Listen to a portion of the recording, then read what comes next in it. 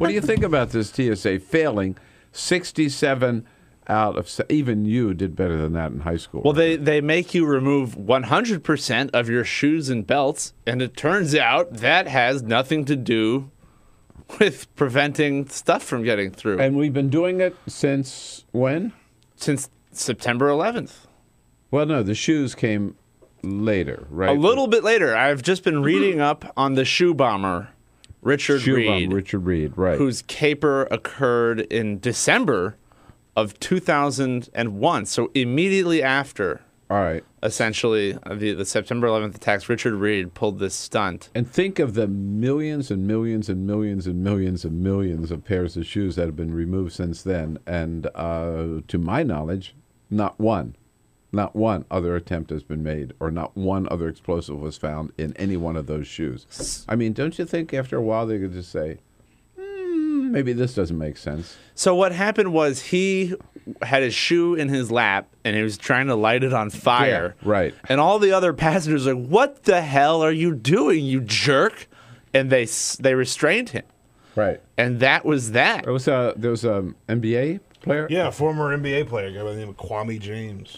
So he was on a flight from Paris to Miami. Okay. As a result of what I thought Detroit was involved. As a result of this escapade, we make people remove their shoes on flights going from the United States. So from the outset, it was sort of incongruous to what had happened. But I think that it was just a time when people were really scared, and the TSA must have thought, if we you implement these measures that seem to be directly responding to something that had happened, people will be happy with us.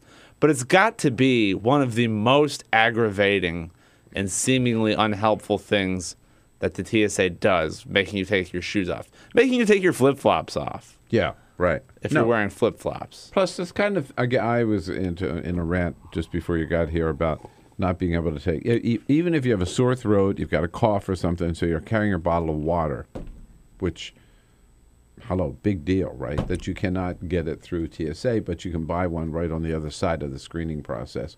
Well, but it goes to other stuff. I mean, coming back from Cuba, right? I couldn't bring a bottle of rum because what am I going to do with a bottle? Seriously, on a bottle of rum on a plane. I mean, the worst I would do would be to drink it. That would be bad. The whole bottle? Yeah, be bad for me, but not bad for the plane, right? I mean, but there's that rule, or just in your cosmetics and stuff, or you can only have a toothpaste that is just so large. If you have a big tube of toothpaste, you can't get it through security. I mean, that's crazy. So this story is going to be so damaging for the TSA. But this is more serious stuff. These are banned weapons. This one guy had a fake explosive taped to his back, and they patted him down and missed it. When my wife was pregnant and we were going somewhere, it was like the last week we could fly before doctors were like, all right, don't fly. And she wouldn't go through the metal detector or the scanner, the rape scan, because, there are concerns that that's not very good for you. And so I watched as a female TSA agent patted down her belly that had a baby in there. And so all these bizarre rituals that TSA has been doing for 10 years or longer that are seemingly pointless.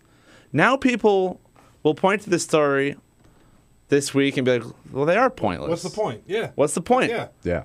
This stuff doesn't stop weapons. Why are we doing this? Why is retraining the response to this and not a revamping of this whole scheme that you got? Well, my advice, however, if you are listening and watching right now and you are going to be flying today, I would still not be making any jokes or snide comments to TSA agents when you're in line because you might miss your flight otherwise. I think humor is as verboten as shoes. Yeah, right. In that line. Don't even try it. You have to take your shoes off and leave your sense of humor behind. Plus, they've probably already heard it.